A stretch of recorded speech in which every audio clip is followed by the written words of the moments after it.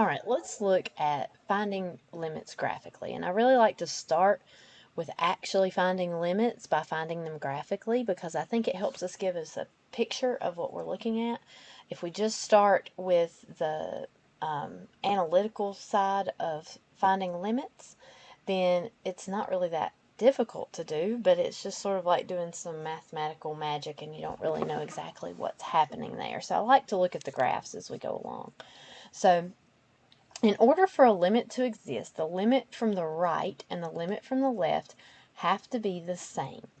And so the key thing that we have to remember when we're working with limits is that when we're working with limits, all our answers are always y values. So if you'll see right here in our first little example that we've got here, all of our limits here are limit as x approaches a, limit as x approaches a, limit as x approaches a. Some of them are from the right, some of them are from the left, but they are all limit as x approaches a. A is on the x-axis, and it is not going to be the answer to any of these problems. Rather, the answers are going to have to be some value from the y-axis. So it might be b, it might be c, it might be 0, it could be something in between there. But it is not going to be a or any value on the x-axis except for possibly 0 since that's on both of the axes here. So if we're looking at all of these limits occur at a, so sometimes I kind of like to think of putting a dotted vertical line right there at a. That is what we are approaching.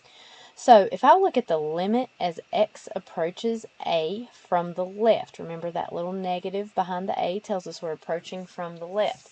That means I'm going to go over here to my graph and I'm going to start on the left side of that dotted blue line, and I'm going to just trace the graph until I hit that dotted blue line. And when I hit that dotted blue line, I'm going to report the y value of that point. So the y value of that point, in this case, if I go over here to the y-axis, is c. So c is my limit here. I'm going to do the same thing for the limit as x approaches a from the right of f of x. So from the right, here's the graph over here on the right-hand side of that dotted blue line. And if I approach a from the right, approach that blue line from the right, I'm going to end up at this point right here. Now, it is okay that that is an open circle. The open circle, if you remember from graphing piecewise functions, the open circle means that that point is not included, but it is okay that it is not included.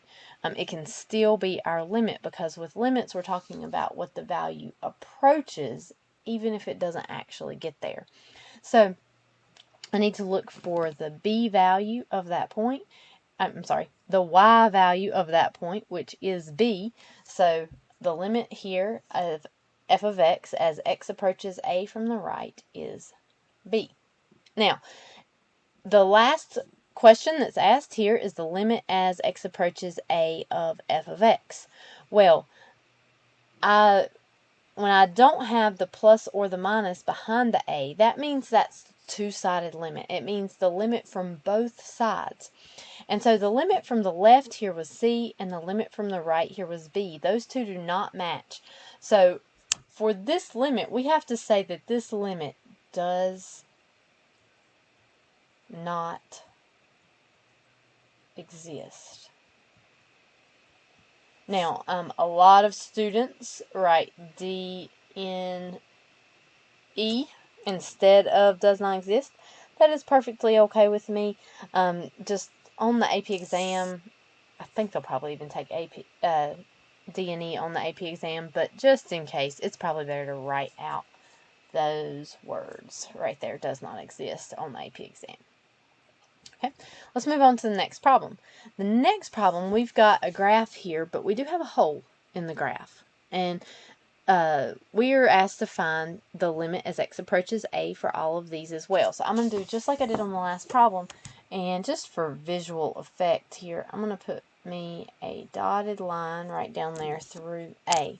And so the questions are the same as the last here. Limit as x approaches a from the left. So if I trace this graph from the left, I hit the blue line right here. So x equals a right there. Now there's a hole in the graph, but it doesn't matter for limits. It's okay if there's a hole in the graph. So the y value that goes with that point right there is b. So b would be our answer for that. Then we've also got the limit as x approaches a from the right. Well, if I trace this graph from the right, I end up at that same point. So that would also be b. And then this last part that I'm looking at here, the limit as x approaches a of f of x, that is the limit from both sides. And since the limit from the left is b and the limit from the right is also b, then that means that my answer is b for that last question. Okay. Notice right here, for this last part, the notes tell us here that the actual value of the function at a given point does not have to match the limit. So, when we're looking for the actual value of the function, we're looking for example, if this function is f of x, we're looking for f of p in this case. So the limit as x approaches p of f of x, p is right here. I could put a dotted line right there to help me see this visually. And if I approach p from the left, I end up at this point right here. If I approach p from the right, then I end up at this point right here, same point, and we see that the y value for that point is r. So my limit as x approaches p of f of x would be r in this case. However, if I'm asked to find f of p, that's the value f is defined for at p, then it is not going to be r, because right here I have an open circle. So if I plug in p into this equation, I am not going to get r, because I have an open circle telling me that that point is not included. Instead, I'm going to get this point up here where I have that colored in dot. And so that colored in dot, I'm looking for its y value, and the y value for that point is q. So q would be my value for f of p. So the limit and the value of the function can be different, and the limit still exists. So you can have a hole in the graph. You can have a hole in the graph up here, like we had up here, that does not have a solid dot anywhere on the graph, and that limit still exists. We can also have a hole in the graph where we have a point that is filling in that value for that missing point that doesn't connect, and we can still have a limit at that point. Okay. So let's do a few more examples. I've got this graph here, and I'm first, let's see, let me lock this in. I think I already have. All right. So first we're going to be asked to find f of a. F of a has nothing to do with limits. It has to do with what the function is defined as. So it's where you have a closed-in dot at that y value. So if I'm looking, I'm going to put myself in a line here. Let's make it dotted so that we can see it well. Nope. Try this. Okay, that didn't work. Let's make it orange and dotted. Okay, so I have this line right here. So right here is where A is at, and I'm just looking for where the colored in dot is. And so right here is my colored in dot. And whether we're reporting the value of a function, so we're finding f of A or f of C or f of whatever, or whether we're doing the limit, we always give the y value as our answer. So in this particular case, my y value of this point right here, because here's the colored in dot, the y value of that point is 0. So f of A would be 0. Now, we're also going to be asked to find f of B. So f of B, I'm going to move my dotted line over here to B. And so if I look here, at B, I don't see a colored in dot anywhere. Right here, what I've got are vertical asymptotes. It doesn't specifically tell me that because I didn't spend lots of time coming up with this problem. But in general, you can assume if they look like they're vertical asymptotes that they are in the graphs and the assignments that I give you for this. So right here, I can see nothing touches my dotted line anywhere at that point.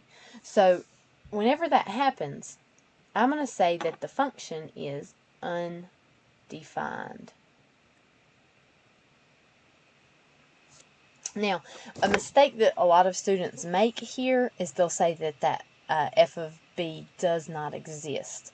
I understand that you pretty much know what you're talking about if you say that, but functions are undefined whenever they don't exist. So whenever that value doesn't exist, we say that they are undefined.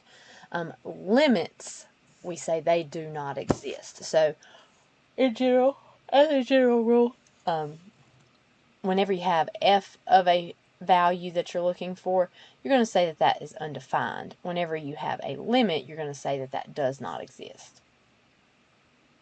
All right, let's look at one more here. We've got f of 0. So if I move that orange dotted line over here so that it's on the y-axis, I'm looking for f of 0. And I can't see the whole graph right here. So right here, I've got an open circle right here, which means that point is not included, but right here I have a closed-in dot. And so I'm going to give the y value that goes with that point. And so the y value right here on the y-axis is the g that we see there. So f of 0 in this case is going to be g. Okay, now let's look at a few limits. I'm looking at the limit as x approaches 0 of f of x. There's no plus or minus behind that 0, so that means we're looking at both sides. So I've already got my dotted line right here where x equals 0. So from the left, if I trace the graph right here, I'm going to trace the graph and I hit that orange line right here. So even though it's not the defined point, even though we have an open circle, we're approaching this point. And if I trace the graph from the right, then I also have that same point. So I'm going to give the y value of this point, and the y value of this point is f. So the limit as x approaches 0 of f of x is f. For number 5, I'm asked to find the limit as x approaches a from the right. So I'm going to move my dotted line back over here, if I can, back over here to a. And I need to approach a only from the right side. So the right side's over here. And as I get closer to a, as I trace my graph, I'm going to hit that dotted line right here. And so as I approach from the right, the y value that goes with that point is f. So my limit as x approaches a from the right of f of x is f. For number 6, I'm asked to find the limit as x approaches a of f of x. Now, this limit approaches a from both sides because you do not have a plus or minus behind the a. So I already know from the right side that this graph approaches f. From the left side, this graph approaches a. I'm sorry, it does not approach a. The x value approaches a, but I should always report the y value. And so as I approach right here, I approach this point, and the y value of that point is 0. So I've got 0 from one side, I've got f from the other. Those two do not match. So I'm going to have to say that this limit does not exist, and I'm going to go ahead and write D and E just to save space right there. Anytime you have a jump in the graph like this, it's going to be a place where the limit does not exist. Okay. For number 7, the limit as x approaches b of f of x is what we're going to be looking at. So as we have b here, there's actually 2 answers that I can give for b. If we look at the graph, as we approach b from the left, we have a vertical asymptote, and as we approach b from the right, we also have a vertical asymptote. So as we approach, that line gets closer and closer and closer and closer and closer to b, but it doesn't ever actually touch it. And as it does that, the y values go up and up and up and up and up approaching infinity. So there are two answers that you can give for this. You can say that this equals infinity, and that is kind of correct. Now, technically, infinity cannot be a limit. If you could imagine riding down the road, maybe going down 77 and seeing a speed limit sign that says infinity. Well, that doesn't make any sense because infinity never ends, so there's really no limit to how fast you can go. So often here you'll see infinity given as the answer because that value does approach infinity, but you'll also see sometimes this declared as does not exist. It really just depends on what type of problem you're looking at and what sort of answer choices that you have. For number 8, we've got the limit as x approaches c of f of x. So over here, let's move our orange line to c. Now, these are the easiest problems, but they actually cause a lot of trouble for a lot of students. So what throws a lot of students off here is there are no dots anywhere. You don't have open dots, closed dots, any type of dots. But as you approach c from the left, you end up at this point right here. And as you approach c from the right, you end up at that same point right there. And you're just going to report the y value of that point, which in this particular case is 0. And sorry about this watermark that won't go away. I'm doing this from home, so it is on my basic version, and it's the cheap version. Sorry about that. So we do see here that we have that limit. So when you have a connected graph with no dot, you're just given the y-coordinate of whatever point is on the graph there. And for number 9, the last thing that we're looking at for this problem is the limit as x approaches d from the left of f of x. So if I move my orange line over here to d, I'm approaching from the left, so over on this side. As I trace the graph and get closer and closer and closer to that orange line, I end up at this point right here. So I must report its y value, and the y value for that is e. Now, that particular point only exists because we're approaching from the left. If we had been approaching from the right or from both sides, this limit would not exist because the function does not have any values over here above the x values of d. So that would be different if it was not one that approaches from the left. Okay. You're going to have some practice to do with this, so please look at that and complete that assignment as well.